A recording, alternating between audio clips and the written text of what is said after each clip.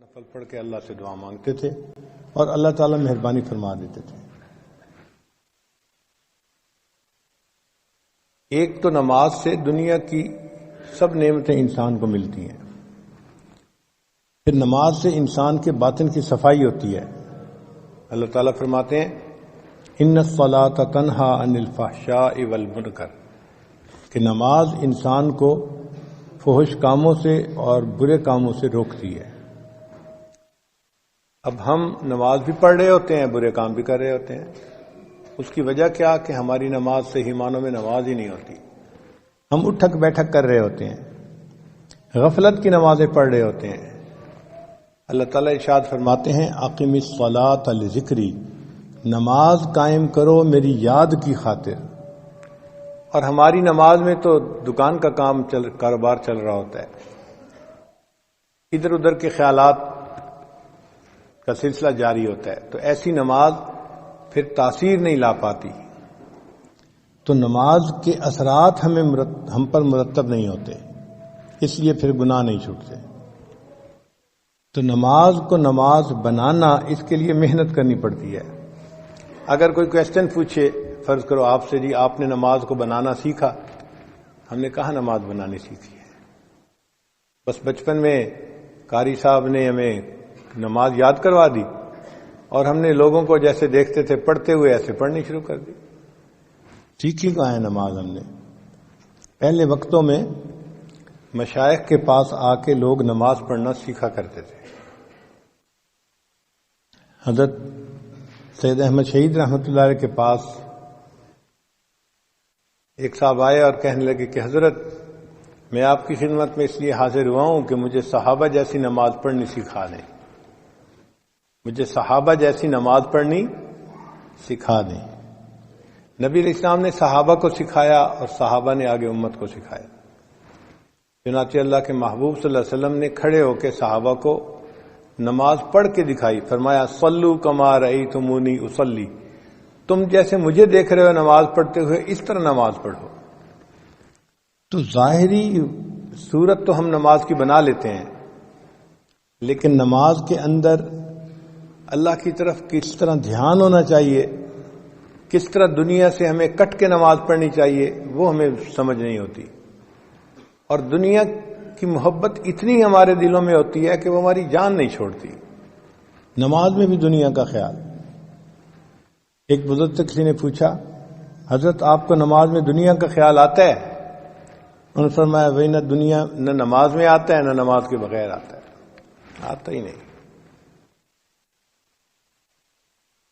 اب ہم اگر چاہتے ہیں کہ نماز کے اندر ہماری حضوری بن جائے، اس کے لیے ہمیں کثرت ذکر کرنی پڑے گی۔ آپ حیران ہوں گے جی کہ ذکر کا کیا تعلق نماز کی یکسوئی کے ساتھ؟ ذکر سے انسان کو یکسوئی ملتی ہے، اور وہ یکسوئی، وہ کنسنٹریشن پھر نماز میں کام آتی ہے۔ اس کو ایک مثال سے سمجھیں۔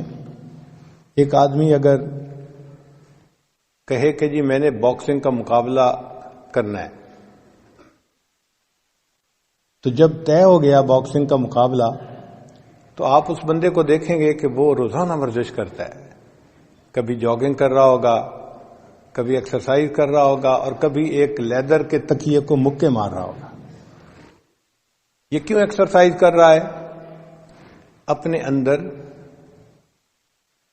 مشق بڑھانے کے لیے، مہارت بڑھانے کے لیے، اپنے سکل کو امپروو کرنے کے لیے۔ چنانچہ لوگ سوئے ہوئے ہوتے ہیں اور وہ اکیلا لگا ہوا ہوتا ہے۔ ایک دفعہ مائک ٹائسن نے مقابلہ جیتا تو اس سے پوچھا گیا کہ تم کیسے اتنے اچھے باکسر بن گئے کہ ہر بندے کو ناک آؤٹ کر دیتے ہو؟ اس نے کہا کہ اس کے پیچھے ایک ہسٹری ہے میری زندگی کی۔ میرے گھر والے آرام کی نیند سو رہے ہوتے تھے، اور برف باری کے ہے، اس کو نہ پڑھنے پر بہت بڑی سزا ملتی ہے۔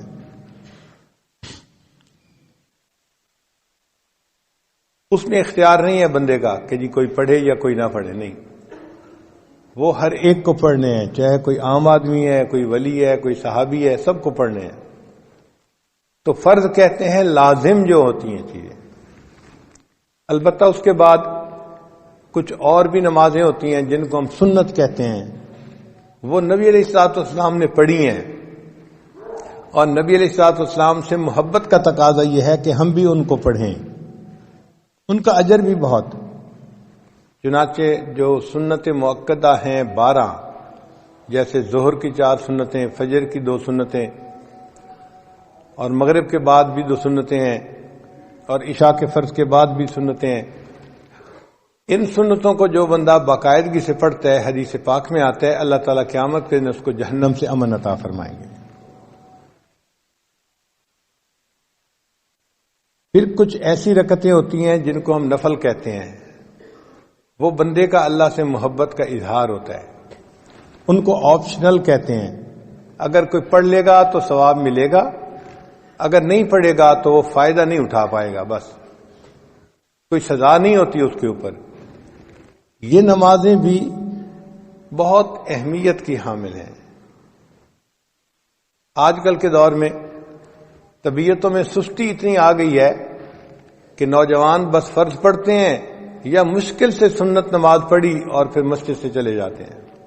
وقت بھی ہوتا ہے، کوئی ڈنڈا لے کے سر پہ نہیں کھڑا ہوتا کہ بھئی نکلو یہاں سے، وقت بھی ہوتا ہے، مگر طبیعت کے اندر نفل پڑھنے کا شوق نہیں ہوتا۔ یہ افسوس کی بات ہے۔ نفل کو بھی ہمیں پڑھنا چاہیے۔ چنانچہ حدیث پاک میں نفل نمازوں کو پڑھنے کے بڑے فضائل وارد ہوئے ہیں۔ حدیث مبارکہ میں ہے کہ جو بندہ فجر کے بعد اپنی جگہ پر بیٹھا رہے، فجر کی نماز کے بعد، اور ذکر اذکار کرتا رہے حتیٰ کہ سورج طلوع ہو جائے، پھر اس کے بعد وہ اگر 2 رکعت اشراق کی نماز پڑھے گا تو اس کو 1 حج اور 1 عمرے کا ثواب عطا ہوگا۔ اور صحابی کہتے ہیں کہ نبی علیہ السلام نے جب یہ فرمایا تو 3 دفعہ کہا کہ مکمل مکمل مکمل، یعنی حج اور عمرے کا ثواب تھوڑا نہیں ملے گا، مکمل حج مکمل عمرے کا ثواب ملے گا۔ حیران ہوتے ہیں، حج کرنا تو ایک مشقت والا کام ہے اور بڑا ٹائم لگتا ہے اور پیسے لگتے ہیں، وقت لگتا ہے، اور یہاں 2 رکعت پہ حج کا ثواب مل گیا، عمرے کا ثواب مل گیا۔ تو علماء نے بات سمجھائی کہ دیکھو، ایک ہوتا ہے ضابطہ اور ایک ہوتا ہے رابطہ۔ ضابطہ تو ہوتا ہے کہ ایک روٹین بنی ہوئی ہے، اس کے مطابق کچھ کام کرنے پر اس بندے کو کوئی چیز دے دی جائے، اور رابطہ اس کے تعلق کے اوپر ہوتا ہے۔ اب اس کی مثال یوں سمجھیں کہ آپ کے ہاں ایک مزدور کام کرتا تھا اور آپ اس کو روزانہ کے 500 روپے دیتے تھے مزدوری کے۔ ایک دن وہ غمزدہ سا بیٹھا ہوا ہے تو آپ اس سے پوچھتے ہیں کہ بھئی کیا ہوا؟ وہ کہتا ہے جی کہ میری بیٹی کی شادی ہے 1 ہفتے کے بعد، اور میرے پاس تو کچھ وسائل نہیں، تو میں بہت پریشان ہوں کہ میں بیٹی کی رخصتی کیسے کروں گا۔ اس کی بات سن کے آپ کے دل میں اس کے ساتھ ہمدردی پیدا ہوتی ہے۔ اب آپ اس کو 10,000 روپے دے دیتے ہیں، بھئی اپنی بیٹی کی شادی کے لیے میری طرف سے 10,000 روپے لے۔ اب دیکھیں، ضابطہ یہ تھا کہ اس نے پورا دن مزدوری کرنی تھی اور 500 روپے کمانے تھے، اور جب مالک سے اس کا رابطہ ہوا تو 2 منٹ کی گفتگو کے بعد اس کو 10,000 روپیہ مل گیا۔ تو فرض نمازوں پہ انسان کو ضابطے کے مطابق اجر ملتا ہے، بہت زیادہ ہوتا ہے وہ بھی، لیکن جو فرضوں سے بھی آگے بڑھ کے کام کرتا ہے تو اللہ تعالیٰ کو اس پہ پیار آتا ہے، اور پھر بڑوں کی دین ہمیشہ بڑی ہوتی ہے۔ اللہ تعالیٰ اس بندے کو اپنے خزانوں سے دیتے ہیں اور بڑا انعام عطا فرماتے ہیں۔ آپ کے گھر میں ڈرائیور ہے، ایک دن وہ آپ کے پاس شہد کی بوتل لے کے آ گیا، او جی ہمارے گاؤں میں درخت کے اوپر شہد کا چھتا لگا ہوا تھا، کل ہم نے اتارا، چونکہ چھوٹی مکھی کا شہد تھا اور خالص تھا تو میں نے سوچا میں آپ کے لیے لے کے آتا ہوں۔ اب وہ شہد کی ایک بوتل آیا، لیکن آپ کے دل میں اپنی جگہ بنا کے چلا گیا کہ آپ نے سوچا کہ اچھا یہ مجھ سے اتنا تعلق رکھنے والا ہے کہ اس کو یہ خیال تھا کہ یہ شہد میں اپنے مالک کو دوں گا تاکہ وہ ناشتے میں استعمال کرے. وہ شہد لانا اس کے لیے ضروری نہیں تھا، محبت کا اظہار تھا، لیکن اس محبت کے اظہار کی وجہ سے آپ کا تعلق اس کے جڑ گیا، اس نے آپ کے دل میں جگہ بنا لی. اسی طرح نوافل آپشنل ہوتے ہیں، لیکن جب انسان نوافل ادا کرتا ہے تو اللہ تعالیٰ کے ہاں اس بندے کی جگہ بن جاتی ہے، اللہ تعالیٰ اس بندے سے محبت فرماتے ہیں. چنانچہ احادیث میں لکھا ہے کہ نوافل کے فضائل میں سے ایک یہ بھی ہے کہ قیامت کے دن اللہ تعالیٰ بندے کی نماز کو چیک کریں گے، دیکھیں گے، اور اگر نماز میں کوئی کمی ہوگی، کوتاہی ہوگی، تو اللہ تعالیٰ فرشتوں کو فرمائیں گے میرے اس بندے کے نام اعمال میں نوافل کو دیکھو، اگر نفل موجود ہیں تو ان کو فرضوں کی جگہ قبول کر لو. سبحان اللہ، ہمارے نوافل ہمارے فرضوں کی کمی کو پورا کر دیں گے. تو یہ کتنا بڑا اللہ کا فضل ہے اور کرم ہے کہ ان کو ہم باقاعدگی سے اگر پڑھیں تو اللہ تعالیٰ اس کے بدلے ہمارے فرائض کے حساب کو آسان کر دیں گے.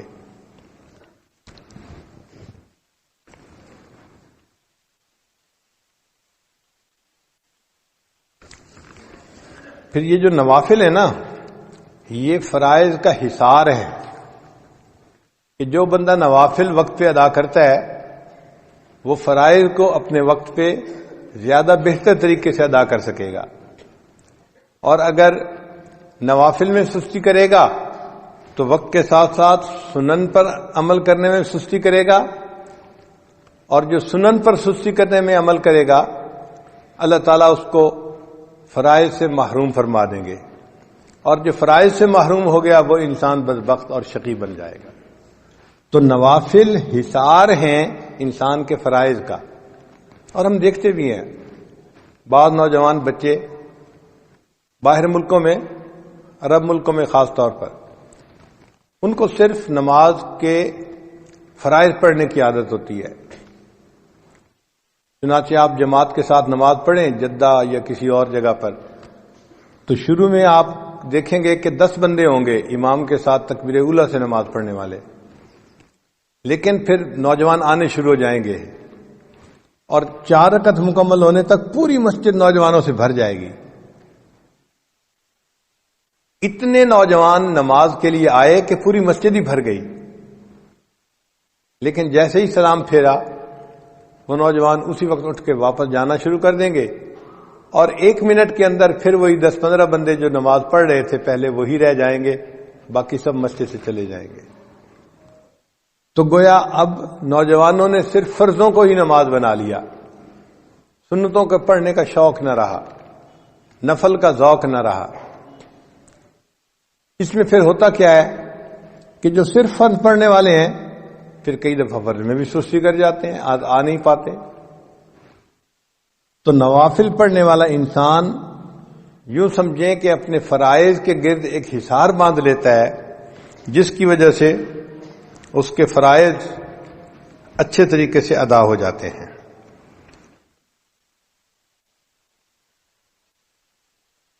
حدیث مبارکہ میں ہمارے عمار ابن یاسر رضی اللہ تعالیٰ عنہ فرماتے ہیں کہ نبی علیہ السلام نے ارشاد فرمایا کہ جو بندہ نفل پڑھے گا اللہ تعالیٰ اس کے سب گناہوں کو معاف فرما دیں گے، اگرچہ وہ سمندر کی جھاگ کے برابر کیوں نہ ہو. تو نوافل کے ادا کرنے پر سمندر کی جھاگ کے برابر بھی گناہ ہوں گے، اللہ ان گناہوں کو معاف فرما دیں گے.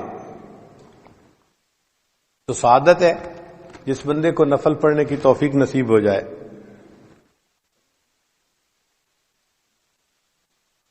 اور ایک حدیث پاک میں ہے کہ بندہ جو نوافل پڑھتا ہے تو اللہ تعالیٰ فرشتوں کو فرماتے ہیں کہ اس کے نام اعمال میں صدقہ کرنے کا ثواب لکھا جائے، اور صدقہ کرنے سے مصائب ٹلتے ہیں.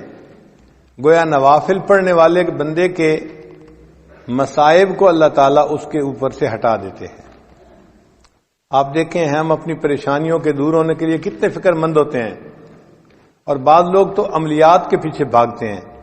اس سے پوچھو اس سے پوچھو کیا عمل کریں کیا عمل کریں. بھائی سب سے بہتر عمل آپ نفل پڑھنا شروع کر دیں. نمازوں کے ساتھ جو نفل ہیں ان نوافل کی برکت سے اللہ آپ کو مصیبتوں سے محفوظ فرما لیں گے.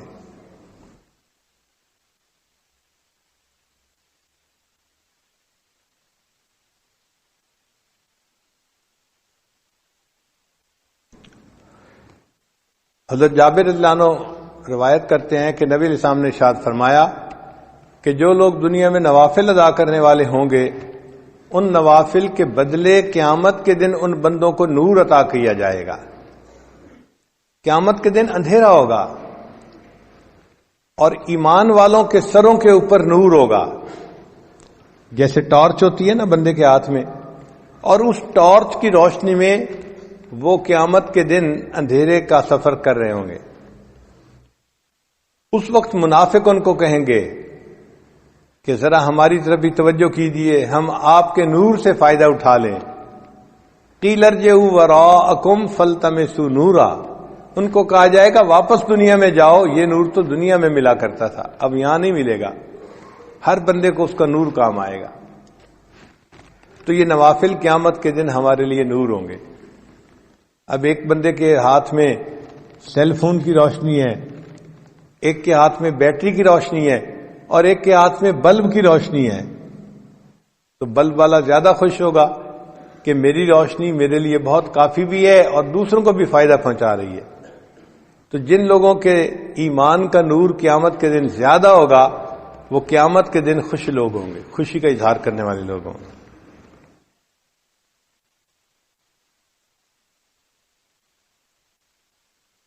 نبی علیہ السلام نے ارشاد فرمایا کہ جس بندے نے فجر کی نماز پڑھی اور پھر وہ سورج کے طلوع ہونے تک مسجد میں بیٹھا رہا, پھر اس نے فصلی رکعتین 2 رکعتیں نماز ادا کی, اللہ تعالی جہنم کی آگ اس پر حرام فرما دیں گے. تو قیامت کے دن کا نور بھی ملے گا ان نوافل کی وجہ سے, اور جہنم کی آگ بھی حرام ہو جائے گی. نفل ادا کرنے والے بندے کو اللہ تعالی قیامت کے دن جہنم میں نہیں ڈالیں گے.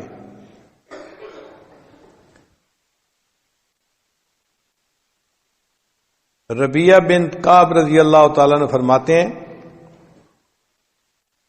کہ میں نبی علیہ السلام کے ساتھ تھا تو اللہ کے حبیب صلی اللہ علیہ وسلم نے فرمایا کہ جو بندہ نفل ادا کرنے والا ہوگا اللہ تعالیٰ اس کو قیامت کے دن میری رفاقت عطا فرمائیں گے. آپ ذرا سوچئے یہ کتنا بڑا انعام ہے کہ ان نوافل کے ادا کرنے پر اللہ تعالیٰ قیامت کے دن نبی علیہ السلام کی رفاقت ادا فرمائیں.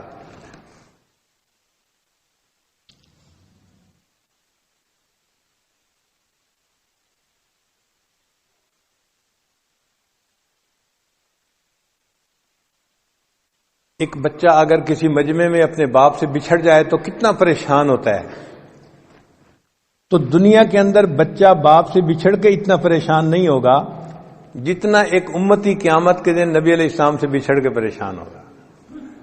اور اس دن اگر نبی علیہ السلام کی رفاقت نصیب ہو جائے تو یہ بہت بڑی سعادت کی بات ہے.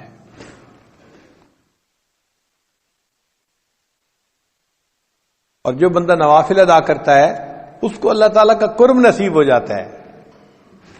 حدیث مبارک میں ہے یتقرب الی عبدی بالنوافل حتی احبہ, میرا بندہ نوافل کے ذریعے میرا ایسا قرب حاصل کر لیتا ہے کہ میں اس سے محبت کرنے لگ جاتا ہوں. یعنی نفل ادا کرنے والا بندہ اس سے اللہ تعالیٰ محبت فرماتے ہیں, اللہ کا قرب نصیب ہوتا ہے نوافل کے ادا کرنے پر. پھر اللہ فرماتے ہیں میں اس کی آنکھ بن جاتا ہوں جس سے وہ دیکھتا ہے, ہاتھ بن جاتا ہوں جس سے وہ پکڑتا ہے, میں زبان بن جاتا ہوں جس سے وہ بولتا ہے. سبحان اللہ, یہ حدیث مبارکہ تو بڑے عجیب مضمون کی حامل ہے کہ اللہ تعالیٰ فرماتے ہیں میں اس کے ہاتھ بن جاتا ہوں جس سے وہ پکڑتا ہے, آنکھ بن جاتا ہوں جس سے وہ دیکھتا ہے. محدثین نے اس کے معنی یہ لکھے ہیں کہ یہ جو جسم کے اعضاء ہیں یہ انسان کے معاون ہوتے ہیں. دیکھیں ہم جو کام بھی کرنا چاہتے ہیں تو ہاتھ, پاؤں, آنکھ یہ سب ہمارے معاون ہیں, ان کے ذریعے سے ہی ہم وہ کام کرتے ہیں.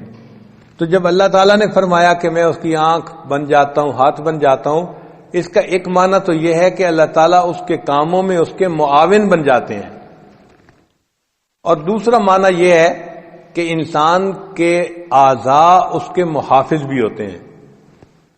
اگر کوئی آدمی آپ کی طرف پتھر پھینکتا ہے فرض کرو، تو آپ اپنے ہاتھوں سے اس کو کیچ کر لیتے ہیں، لگنے نہیں دیتے، روک لیتے ہیں۔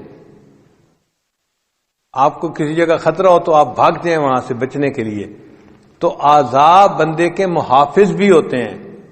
تو جب اللہ تعالیٰ بندے کے اعضاء کا ذکر فرما رہے ہیں تو محدثین نے کہا اس کا معنی یہ کہ اللہ تعالیٰ بندے کے محافظ بن جاتے ہیں اور اس بندے کی ہر برائی سے حفاظت فرماتے ہیں۔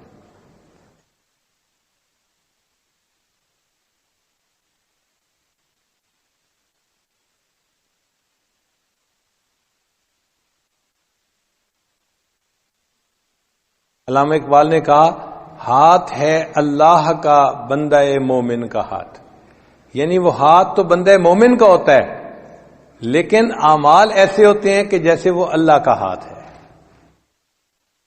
اللہ تعالیٰ قرآن مجید میں فرماتے ہیں اے میرے حبیب صلی اللہ علیہ وسلم، جب آپ نے مٹی پھینکی تھی کافروں کی طرف، وما رمیتا اذ رمیتا ولکن اللہ رما، جب آپ نے وہ ریت پھینکی تھی ان کافروں کی طرف جو ان کی آنکھوں میں جا کے پڑی تھی، وہ آپ نے نہیں پھینکی تھی، وہ تو اللہ تعالیٰ پھینک رہے تھے۔ تو قرب کا ایک ایسا مقام مل جاتا ہے کہ بندے کا عمل ہوتا ہے لیکن اللہ اس عمل کو اپنی طرف منسوب فرما دیتے ہیں۔ اس لیے شاعر نے کہا گفتئے او گفتئے اللہ بود، گرچہ از حلقوم عبد اللہ بود، اگرچہ وہ بندے کے حلق سے بات نکلتی ہے لیکن اس بندے کی بات ایسے ہوتی ہے جیسے اللہ کی بات ہوتی ہے۔ اللہ ان کی زبان کا نکلی ہوئی بات کو پورا فرما دیتے ہیں۔ اور یہ تو ہم نے بھی اپنی زندگی میں مشاہدہ کیا بعض بزرگوں کی صحبت میں رہ کر کہ ان کے منہ سے بات نکل جاتی تھی، اللہ پوری کر دیتے تھے۔ تو انسان کو قرب الہی کا ایسا مقام مل جاتا ہے ان نوافل کے ادا کرنے پر۔ اور ایک حدیث پاک میں ہے، حضرت عقبہ بن عامر اللہ عنہ اس کی روایت کرتے ہیں کہ جو بندہ دن کے شروع میں چند نوافل ادا کر لیتا ہے، اللہ تعالیٰ پورے دن کے کاموں میں اس کی کفالت فرماتے ہیں۔ یہ دیکھیں کتنی بڑی بات ہے کہ پورے دن کے کاموں میں اللہ اس بندے کی کفالت فرماتے ہیں جو دن کے شروع میں نماز پڑھ لیتا ہے، نوافل پڑھ لیتا ہے۔ اللہ اس کے کفیل بن جاتے ہیں۔ اللہ جب کفیل بن جائیں تو پھر کاموں میں مشکل نہیں رہتی۔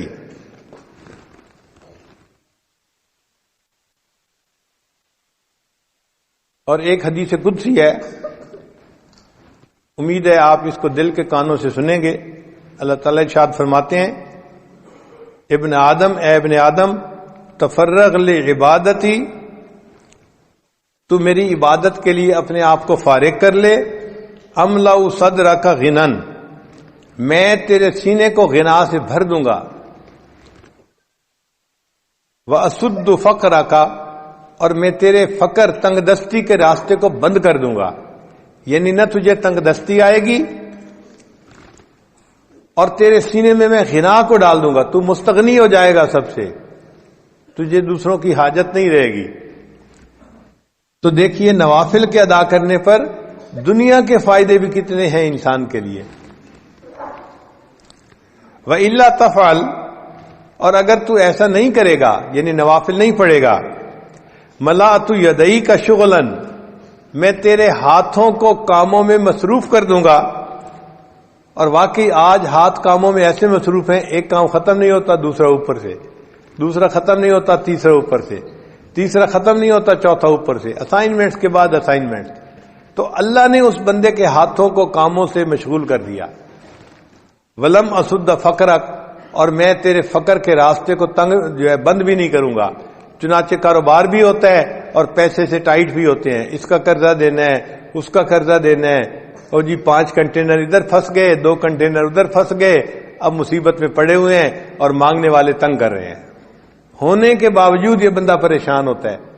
اللہ اس کے تنگ دستی کے راستے کو بند نہیں کرتے.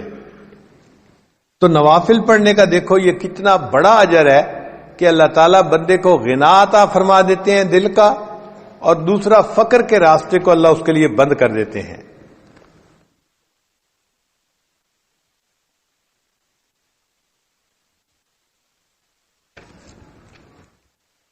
ان نوافل میں جو سب سے اہم نوافل ہیں وہ ہیں جو فقہا نے فرض نمازوں میں نوافل کہے ہیں نا. جیسے ظہر کی نماز پڑھی تو آپ نے 4 رکعت سنت پہلے پڑھی، پھر 4 رکعت فرض پڑھے، پھر 2 رکعت سنت پڑھی، پھر اس کے بعد 2 رکعت نفل بھی ہیں. تو سب سے پہلا کام یہ کریں کہ نمازوں کو مکمل طور پہ پڑھنا شروع کریں. وہ جو فرض نمازوں کے نوافل ہیں ان کو چھوڑے نہیں، ان کو ضرور پڑھیں. اسی طرح مغرب کی نماز پڑھی تو 3 فرض پڑھے، 2 رکعت سنت پڑھی، پھر اس کے بعد 2 رکعت نفل بھی ہیں. نوجوان وہ نفل چھوڑ دیتے ہیں، وہ نہیں چھوڑنے، ان کو باقاعدگی سے پڑھنا شروع کر دیں. اس پہ کوئی زیادہ وقت نہیں لگتا، عادت کی بات ہوتی ہے. جن کو عادت ہوتی ہے وہ پڑھ لیتے ہیں، جن کو عادت نہیں ہوتی وہ چھوڑ دیتے ہیں. اسی طرح عشاء کے بعد آپ نے فرض پڑھے، پھر 2 رکعت سنت پڑھی، پھر اس کے بعد 2 رکعت نفل ہیں، پھر وتر کی نماز ہے اور وتر کے آخر پہ پھر 2 رکعت نفل ہیں. تو یہ جو وتر سے پہلے اور بعد میں نوافل ہیں ان کو ضرور پڑھیں. جب آپ نے نمازوں کے یہ نوافل پڑھ لیے، یعنی آپ نے نمازوں کو نوافل کے ساتھ ادا کرنا شروع کر دیا، اس کے بعد اگلا قدم ہے کہ آپ نوافل میں سے جو سب سے اعلیٰ نوافل ہیں، تہجد کے نوافل، ان کو بھی پڑھنے کی عادت ڈالیں. تہجد کی نماز پڑھنی کوئی مشکل کام نہیں ہے، انسان کے روٹین کا مسئلہ ہے. عبادت کرتے ہیں جن کے پہلو بستروں سے جدا رہتے ہیں رات کے وقت اللہ کی یاد میں، تو ان اللہ کے عاشقوں میں میں نے بھی اپنا نام ضرور لکھوانا ہے. جب آپ اس انداز سے سوچیں گے نا تو پھر تہجد پڑھنی آپ کے لیے مشکل نہیں ہوگی. الارم لگا کے رکھیں گے، آنکھ کھل جائے گی، اور کئی مرتبہ تو بغیر الارم کے بھی آنکھ کھل جائے گی. تو ایک دل میں حسرت ہو کہ اے اللہ، ہر رات آپ کے جو عاشقوں کی فہرست بنتی ہے، کاش کہ میں ہر رات ان میں اپنا نام ضرور درج کروا دوں. پھر آدھا گھنٹہ پہلے اٹھ کے تہجد پڑھنی کوئی مشکل کام نظر نہیں آتا. اور اس میں اپنے اپنی سوچ کی بات ہے. آپ یہ نہ سوچیں میں تہجد نہیں پڑھتا، معاملہ کچھ اور ہے، مجھے تہجد کی توفیق نہیں دی جاتی، اللہ تعالیٰ نہیں پڑھنے دیتے. حدیث پاک سے ثابت ہے، نبی السلام نے ارشاد فرمایا جب رات کا وقت ہوتا ہے اللہ تعالیٰ فرشتوں کو بلاتے ہیں اور فرماتے ہیں کہ دیکھو یہ میرے مقبول بندوں کے اٹھنے کا وقت ہے، میرے محبوب بندوں کے اٹھنے کا وقت ہے، اور اس وقت میں فلاں فلاں فلاں وہ میرے مبغوض بندے ہیں، میں انہیں پسند نہیں کرتا، تم جاؤ اور ان کے سروں پر پہرا دو اور ان کو تھپکی دے کے سلا دو، میں نہیں چاہتا کہ وہ اٹھیں اور وہ مجھ سے مانگیں. تو حدیث پاک میں آتا ہے کہ فرشتے تھپکی دے کے سلا دیتے ہیں، بندہ گہری نیند سویا ہوتا ہے، تہجد میں اس کی آنکھ ہی نہیں کھلتی. تو یہ نہیں کہ ہم تہجد نہیں پڑھتے، معاملہ کچھ اور ہے، پڑھنے کی اللہ توفیق ہی نہیں دیتے، اس لیے کہ اللہ تعالیٰ اس وقت میں ہمارا چہرہ دیکھنا ہی پسند نہیں کرتے، شکل ہی نہیں پسند کرتے.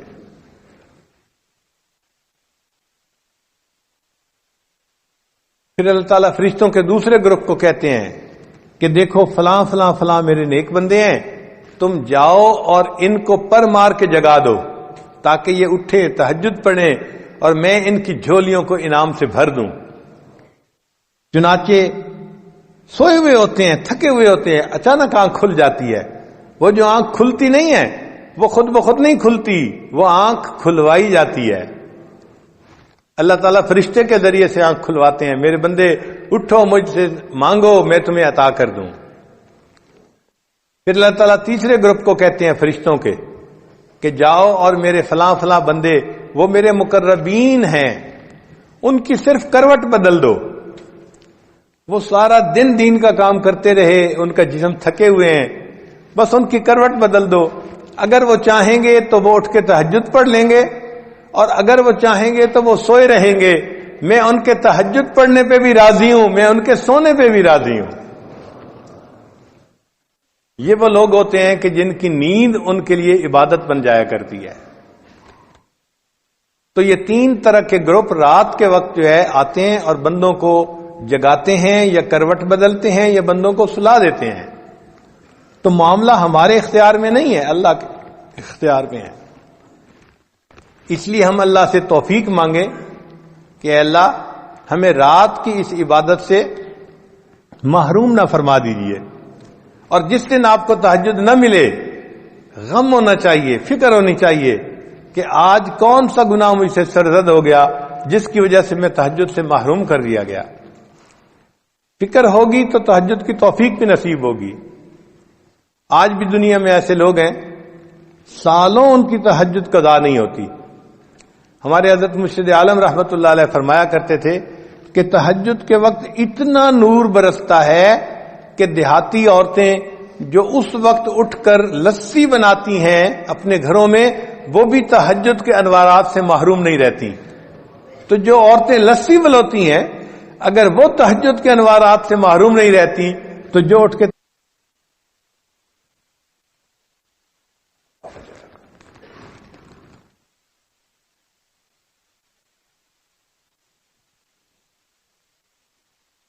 آپ یوں سمجھیں کہ جن لوگوں کے نفسانی شیطانی تعلقات ہوتے ہیں، ان کو اگر اپنے دوست سے ملنے کا وقت مل جائے تو کتنے خوش پھر رہے ہوتے ہیں. ان کو اس وقت کا انتظار ہوتا ہے. اگر یہ دنیا کے اس قسم کے تعلقات میں ان کی یہ حالت ہے تو جن کو اللہ سے محبت ہے پھر ان کو بھی دن میں 5 مرتبہ اپنے محبوب سے ملاقات کا انتظار ہوتا ہے. وہ فجر پڑھتے ہیں، ظہر کا انتظار شروع، ظہر پڑھتے ہیں تو پھر عصر کا انتظار شروع، عصر پڑھتے ہیں تو مغرب کا، مغرب پڑھتے ہیں تو عشاء کا. وہ سارا دن نماز کے انتظار میں ہی رہتے ہیں، اور نماز پڑھنے سے ان کو دلی سکون نصیب ہوتا ہے. چنانچہ ایک بزرگ تھے شیخ عبد الواحد رحمت اللہ علیہ، ان کے سامنے کسی نے تذکرہ کیا کہ جنت میں نماز نہیں ہوگی تو وہ آنسوؤں سے رونے لگ گئے. کسی نے کہا کہ حضرت آپ رو کیوں رہے ہیں؟ فرمانے لگے اگر جنت میں نماز نہیں ہوگی تو پھر جنت میں پھر ہمیں مزہ ہی کیا آئے گا. اگر نماز نہیں ہوگی تو جنت میں ہمیں مزہ ہی پھر کیا آئے گا. سوچیں ان کو کتنا نماز میں مزہ ملتا ہوگا کہ جنت میں نماز پڑھنے کی جو انتظار میں لگے ہوئے ہیں. ثابت بنانی رحمت اللہ علیہ ایک بزرگ تھے، وہ ہمیشہ دعا مانگتے تھے، اے اللہ اگر کسی بندے کو قبر میں نماز پڑھنے کی اجازت ہو سکتی ہے، اے اللہ مجھے قبر میں نماز پڑھنے کی بھی توفیق عطا فرما دینا. وہ یہ ہمیشہ دعا مانگتے تھے. ایک صاحب کہتے ہیں کہ میں ثابت بنانی کے تدفین میں شامل تھا. جب دفن کر کے ہٹے تو کہنے لگے کہ میں آخری بندہ تھا جو قبر کے پاس کھڑا تھا. ایک اینٹ اپنی جگہ سے ہٹ گئی تو میں نے سوچا کہ میں اس اینٹ کو ذرا ٹھیک کر دیتا ہوں. وہ کہتے ہیں کہ ٹھیک کرنے کے لیے جو میں نے اینٹ کو اٹھایا، میں نے اپنی آنکھوں سے دیکھا کہ ثابت بنانی اپنی قبر میں نماز کی نیت کر کے کھڑے ہوئے تھے.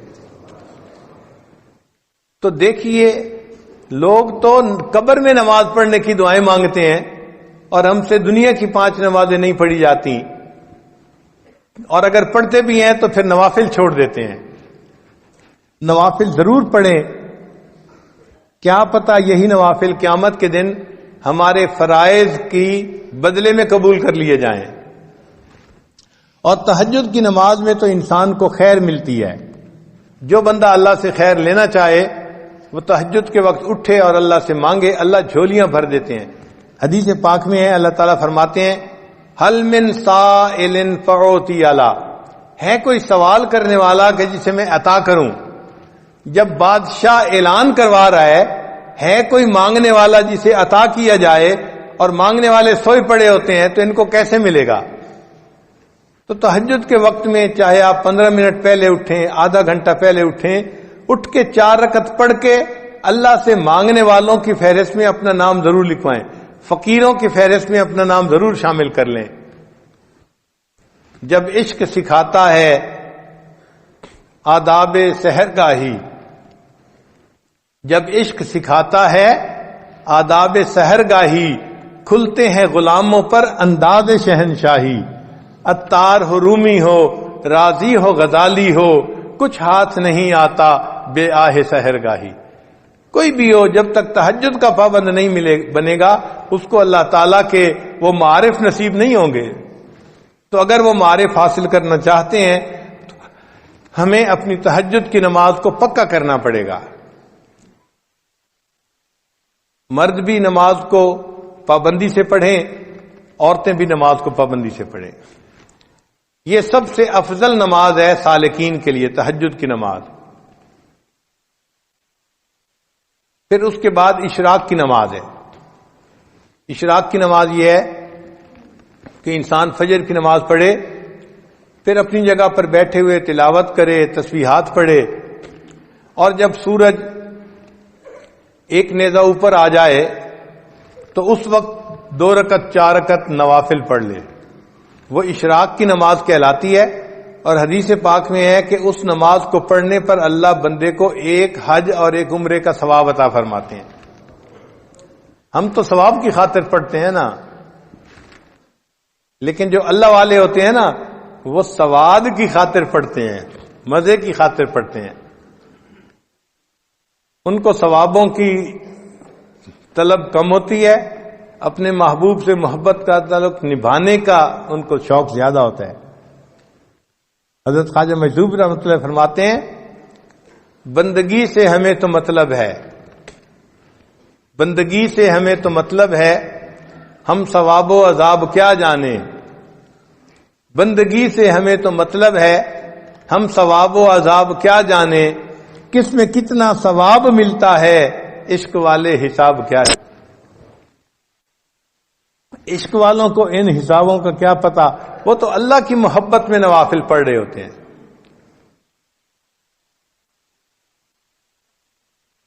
اگر اشراق کے نوافل پڑھنے کی عادت پڑ جائے تو پھر اس کے بعد صلاۃ الضحیٰ، جس کو چاشت کی نماز کہتے ہیں، یہ دن کے 9 بجے جب سورج اتنا اوپر آ جاتا ہے کہ زمین گرم ہوتی ہے، ننگا پاؤں رکھنے سے پاؤں جلنے شروع ہو جاتے ہیں، اس وقت سے یہ ٹائم شروع ہوتا ہے اور پھر زوال سے 1 گھنٹہ پہلے تک یہ رہتا ہے. اس کو صلاۃ چاشت کہتے ہیں. یہ اگر 2 رکعت بھی پڑھ لیں تو بہت اچھا، ورنہ 12 رکعت تک پڑھ سکتے ہیں. اس میں اللہ نے روزی کی برکت رکھی ہوئی ہے.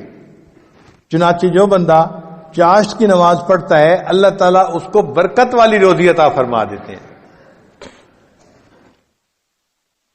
اب بہت سارے لوگ اپنے دفتروں کی وجہ سے یہ لمبی نماز تو نہیں پڑھ سکتے، مگر کم از کم 2 رکعت تو پڑھنی چاہیے، انٹری تو ہو جانی چاہیے.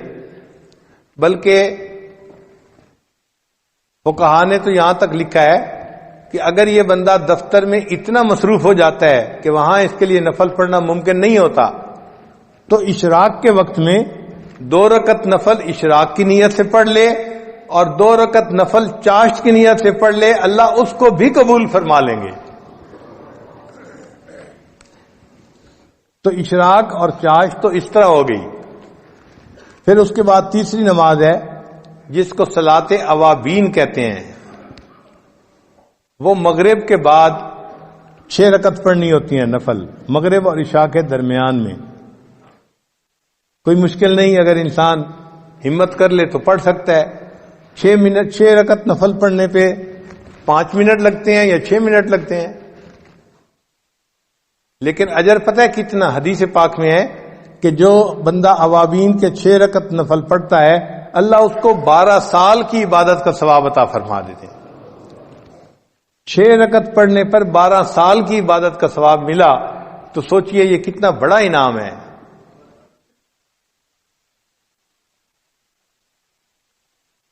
جو لوگ حفاظ ہیں وہ تہجد میں قرآن پڑھا کریں، منزل جو ہوتی ہے نفلوں میں. اگر تہجد میں اٹھنا مشکل ہے تو پھر دوسرا طریقہ مغرب اور عشاء کے درمیان 2 رکعت 4 رکعت میں اگر ایک پارہ پڑھ لے تو ان کے قرآن پاک کی منزل پکی رہے گی ہمیشہ.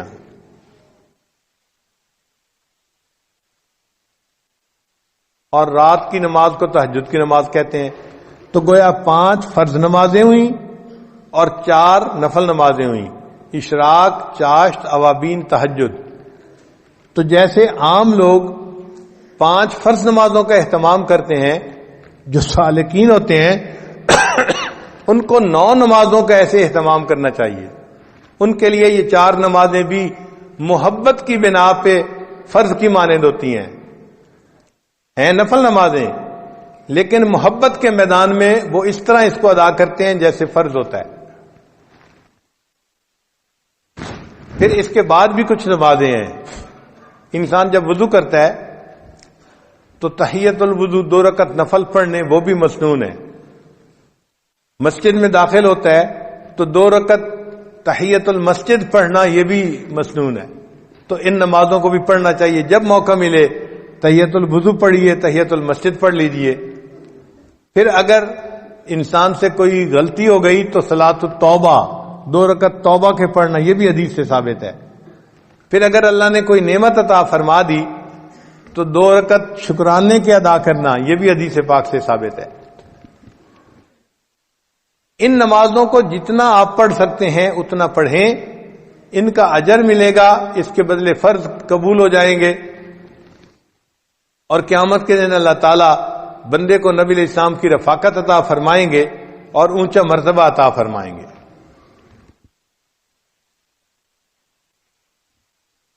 اور ایک خاص نقطہ ان نوافل کو پڑھنے کے لیے یہ ہے کہ نوافل کو چھوڑا نہ کریں. کیوں؟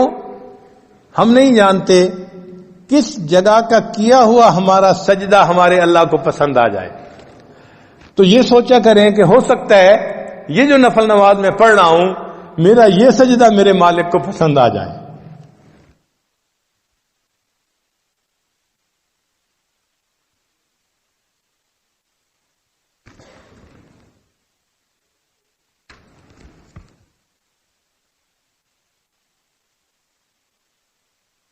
علامہ اقبال نے کہا واقف ہو اگر لذت بیداری شب سے، واقف ہو اگر لذت بیداری شب سے، اونچی ہے ثریا سے بھی یہ خاک پر اسرار.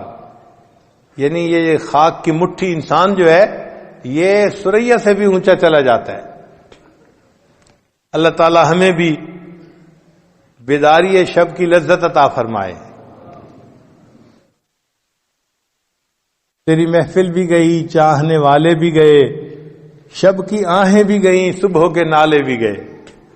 ایک وقت تھا کہ نوجوان رات کے آخری پہر میں اٹھتا تھا، اللہ کی محبت میں آہیں بھرتا تھا اور اللہ کے سامنے اپنی فریاد بیان کرتا تھا. آج راتوں کو اٹھنے والے بہت تھوڑے ہو گئے. اس قحط الرجال کے دور میں دلوں میں یہ نیتیں کیجئے کہ ہم ان نوافل کو باقاعدگی سے پڑھیں گے اور تہجد کو پابندی کے ساتھ پڑھیں گے اور اللہ کی عبادت کریں گے، اپنے اللہ کو منانے کی کوشش کریں گے. اللہ تعالی ہمارے معاملات کو ٹھیک کر دے اور ہمیں اللہ تعالی اپنے مقبول بندوں میں شامل فرمائے. وآخر دعوانا ان الحمد للہ رب العالمین.